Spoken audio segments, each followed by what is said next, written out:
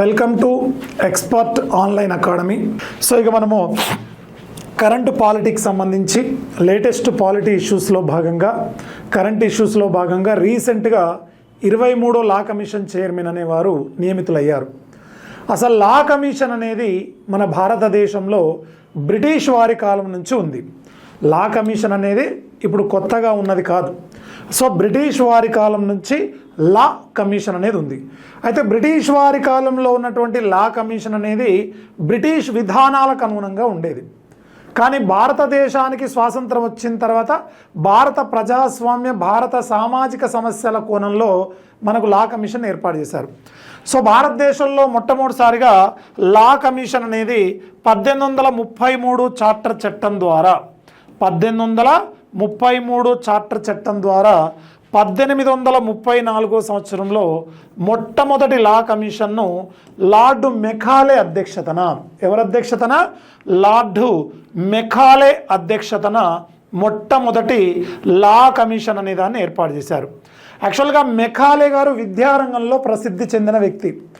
So అప్పట్లో భారతదేశంలో ఉన్నటువంటి సామాజిక పరిస్థితులను అధ్యయనం చేయడానికి బ్రిటిష్ ప్రభుత్వం భారతదేశంలో అప్పటికే ఉన్న న్యాయ శాసనాలను క్రోడీకరించి భారతదేశ న్యాయ విధానంలో తీసుకురావాల్సిన మార్పుల కోసము ఒక లా మెంబర్ని మరియు లా కమిషన్ బ్రిటిష్ వారి కాలంలో ఏర్పాటు చేశారు. ఆ మొట్టమొదటి లా మెంబర్ మరియు లా కమిషన్ చైర్మనే లార్డ్ మెకాలే. ఈ లార్డ్ మెకాలే గారు 1834లో మొట్టమొదటిసారిగా నియమితులయ్యారు. చూడండి, 1833 చార్టర్ చట్టం ద్వారా నియమించబడ్డాడు. కానీ మొట్టమొదటి లా కమిషన్ చైర్మన్గా లార్డ్ మెకాలే ఏ సంవత్సరంలో నియమించబడ్డాడు? 1834లో నియమించబడ్డాడు.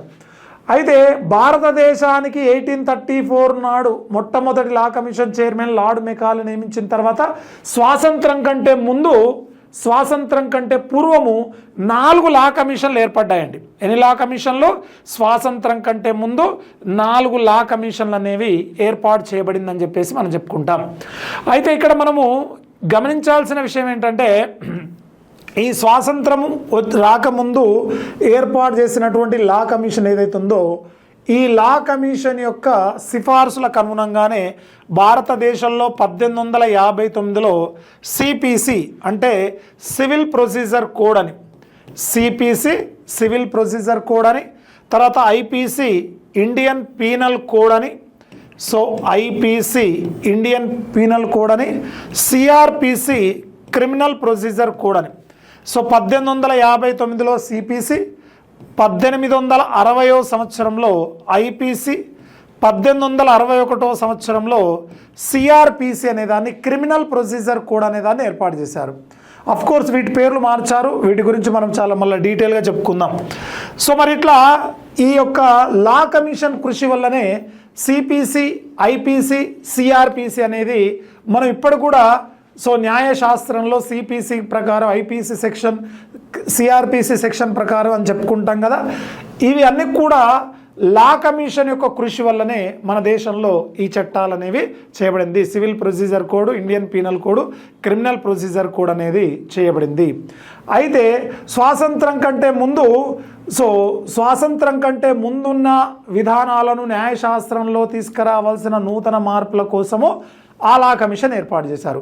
స్వాతంత్రం వచ్చిన తర్వాత స్వతంత్ర భారతదేశానికి మొట్టమొదటి లా కమిషన్ చైర్మన్గా ఎంసి సెతల్వాడ్, స్వతంత్ర భారతదేశానికి మొట్టమొదటి లా కమిషన్ చైర్మన్గా ఎవరు నియమితులయ్యారు?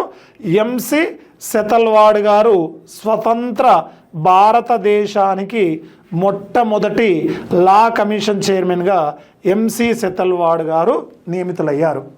అయితే ఈ లా కమిషన్ను ఎవరు నియమిస్తారు? ఎందుకు మనం ఇవి చెప్పుకుంటున్నామంటే, ఇటీవల 23వ లా కమిషన్ చైర్మన్ నియమించబడ్డాడు కాబట్టి ఈ లా కమిషన్కి సంబంధించినటువంటి పూర్వ పరిణామాలు చెప్పుకుంటున్నాం.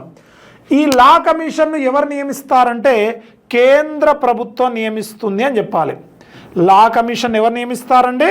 కేంద్ర ప్రభుత్వము, సెంట్రల్ గవర్నమెంటు. లా కమిషన్ను ఎవరు నియమిస్తారంటే ఏం చెప్పాలి? కేంద్ర ప్రభుత్వము నియమిస్తుంది అని చెప్పాలి. అయితే ఈ లా కమిషన్ పదవి కాలం ఎంత ఉంటుందంటే 3 సంవత్సరాలు ఉంటుంది. లా కమిషన్ అనేది పదవి కాలం ఎంత ఉంటుంది? 3 సంవత్సరాలకు ఒకసారి ఒక లా కమిషన్ చైర్మన్ సభ్యులను కేంద్ర న్యాయ మంత్రిత్వ శాఖ సలహాతో కేంద్ర ప్రభుత్వం నియమిస్తుంది. సో మరి ఈ యొక్క లా కమిషన్ అనేది సలహాపూర్వకమైన సంస్థ మాత్రమే, సలహాపూర్వకమైనది మాత్రమే. అంటే ఇలా చేయండి అని ప్రభుత్వానికి సలహాలు మాత్రమే ఇస్తుంది తప్ప ఖచ్చితంగా మేము చెప్పిందే పాటించాలనేది రూల్ ఏమీ లేదు.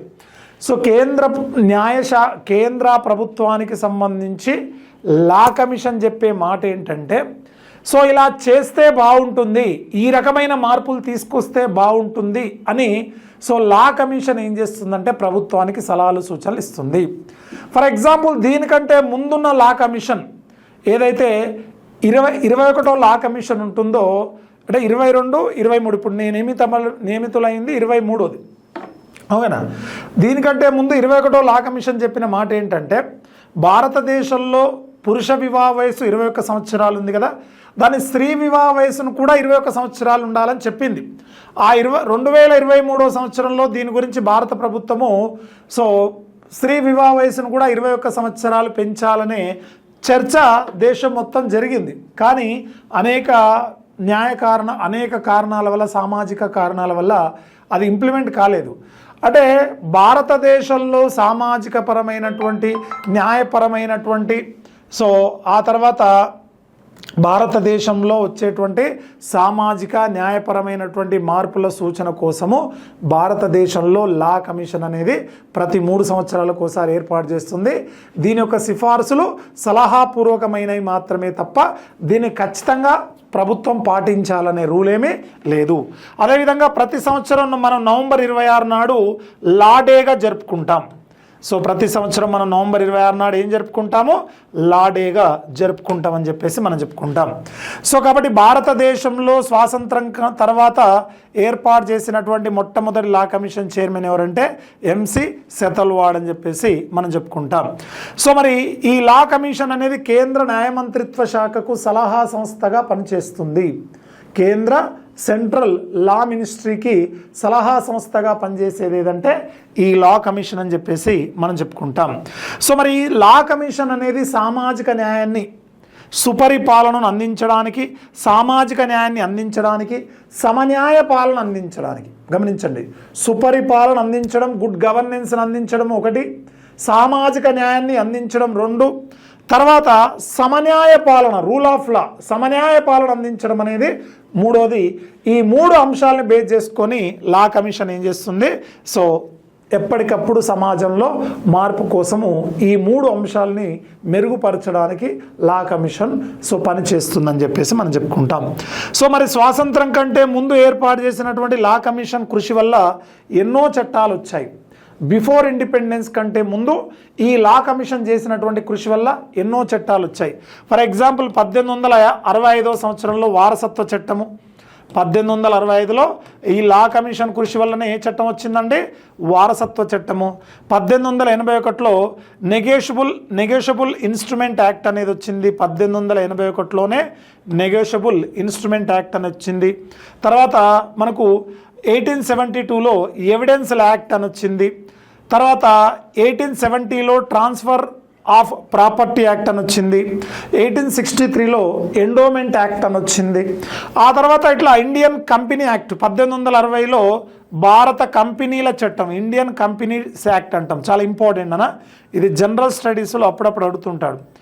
ఇండియన్ కంపెనీల చట్టము, ఇండియన్ కంపెనీల చట్టము, భారత కంపెనీల చట్టం అనేది ఏ సంవత్సరంలో చేశారంటే 1860వ సంవత్సరంలో చేశారు. ఇది లా కమిషన్ కృషి వల్లనే వచ్చింది.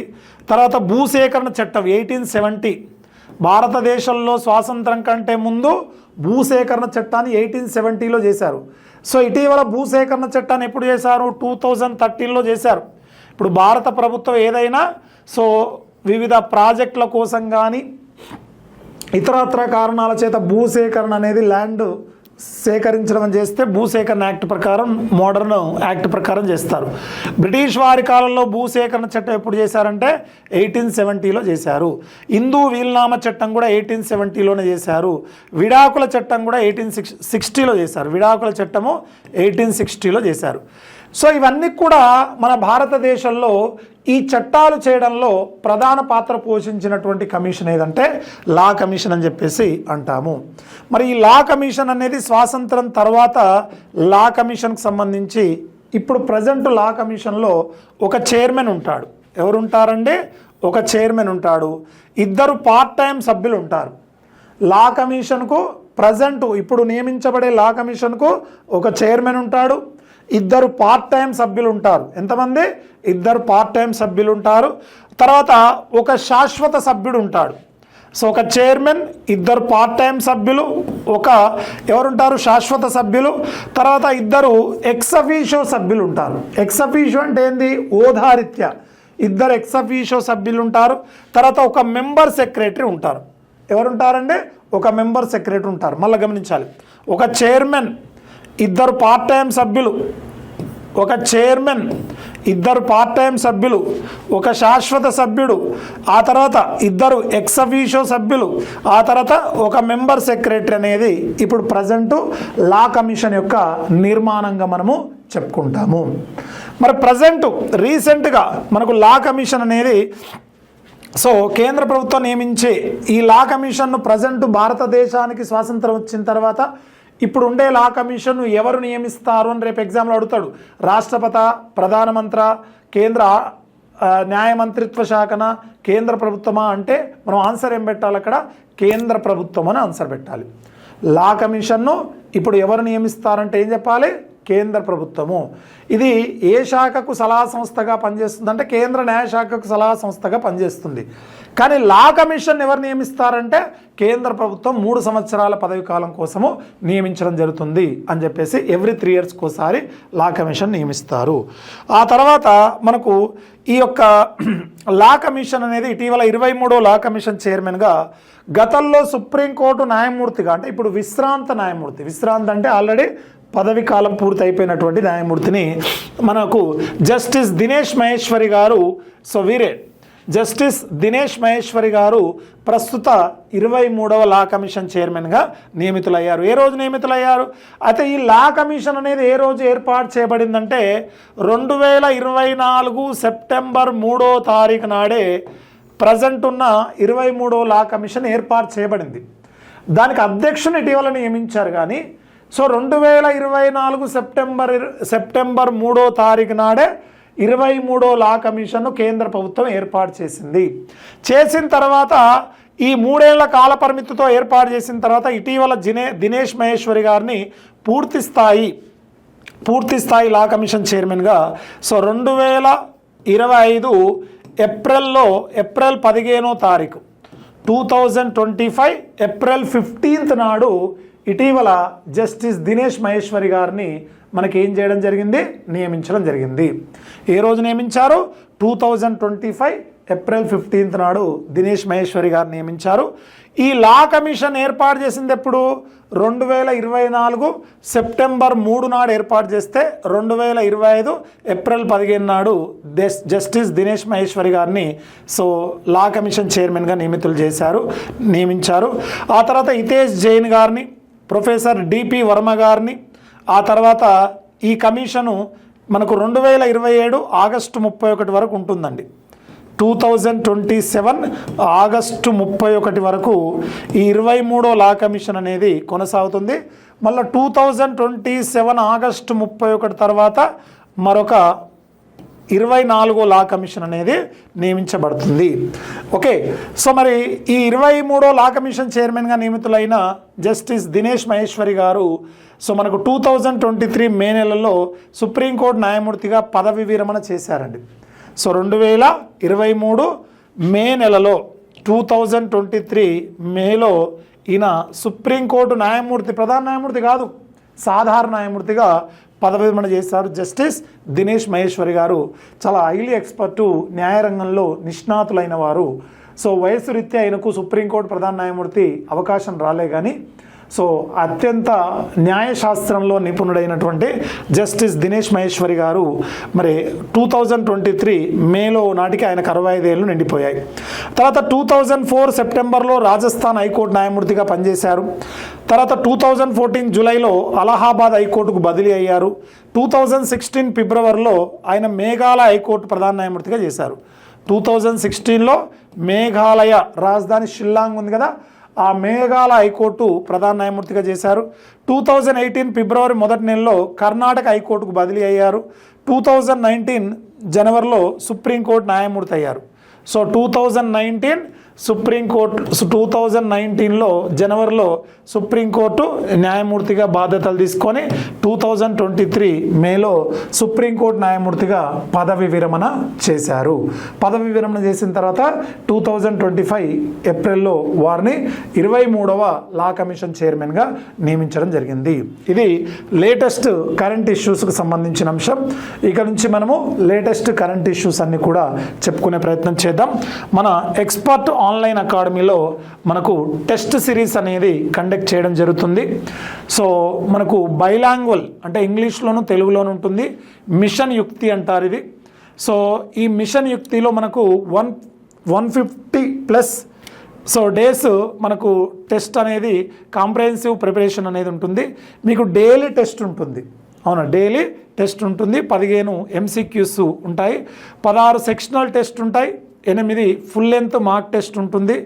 సో ఈ స్టార్టింగ్ ప్రైస్ ఏంటంటే 1999, యాక్చువల్గా 6000 రూపీస్, కానీ మొదటి 100 మెంబర్స్కి 1099 మన ఎక్స్పర్ట్ ఆన్లైన్ అకాడమీ వారు మొదటి 100 మెంబర్స్ని ఎంకరేజ్ చేయాలన్న ఉద్దేశం చేత ఈ ఆఫర్ పెట్టడం జరిగింది. ఈ ఆఫర్ కూడా మీకు త్వరలో ముగుస్తుంది, ఎందుకంటే అద్భుతమైన రెస్పాన్స్ వస్తుంది కాబట్టి. సో మొదటి 100 మందికి మాత్రమే ఈ అవకాశం అనేది ఉంటుంది. ఓకే, సో మీకు అద్భుతమైనటువంటి కంటెంట్తో లేటెస్ట్ ట్రెండ్కి తగ్గట్టుగా క్వశ్చన్స్ అనేవి హైలీ ఎక్స్పర్ట్స్ చేత మీకు తయారు చేయించడం జరిగింది. దాదాపు 5500 MCQs మనకు కవర్ చేసి ఉంటాయి. తర్వాత previous year questions, theme based questions and trending questions. ఆ తర్వాత రీసెంట్గా ఏమన్నా సిలబస్ కొత్తగా చేంజ్ అయితే వాటికి సంబంధించి కూడా ఎక్స్ట్రా టెస్ట్ అనేది ఈ యొక్క మన యాప్లో ఈ కోర్సులో అందించడం జరుగుతుంది. కాబట్టి అద్భుతమైనటువంటి అవకాశము. ఈ యొక్క టెస్ట్ సిరీస్ అనేది ఫుల్ లెంత్ టెస్ట్ సిరీస్ అనేది డీటెయిల్డ్ ఎక్స్ప్లెనేషన్ వీడియోస్ అనేవి ఉంటాయి. తర్వాత మళ్ళీ మెంటార్షిప్ కూడా ఫ్రీగా మనకు వస్తుంది. Test series more than A test series and mentorship ఉంటుంది. ఆ తర్వాత ఎక్స్పర్ట్స్ చేత, విన్నర్స్ చేత మీకు మోటివేషనల్ క్లాసెస్ కూడా అందించడం జరుగుతుంది. ఆ తర్వాత పూర్తి ఎక్స్ప్లెనేషన్ అనేది మీకు లైన్ టు లైన్ ఎక్స్ప్లెనేషన్ అనేది ఇవ్వడం జరుగుతుంది. కాబట్టి అద్భుతమైన అవకాశం. మీరు ప్లే స్టోర్లోకి వెళ్ళి ఎక్స్పర్ట్ ఆన్లైన్ అకాడమీ అనేది మీరు ప్లే స్టోర్ నుంచి డౌన్లోడ్ చేసుకోండి. సో ఇలా మీకు అద్భుతంగా మీకు ఈ నెంబర్ కాంటాక్ట్ అవ్వండి. 6281978803కి మీరు కాల్ చేస్తే వాళ్ళు డీటెయిల్స్ అన్నీ చెప్పడం జరుగుతుంది. కాబట్టి సో మనకు టార్గెట్ 400+, మన గ్రూప్ 2లో మనకు టార్గెట్ 400+తో ఈ యొక్క టెస్ట్ సిరీస్ని కండక్ట్ చేయడం జరుగుతుంది. కాబట్టి నిరుద్యోగ సోదరులు ఈ అవకాశాన్ని ఉపయోగించుకోండి. Okay, wish you all the best. Thank you so much.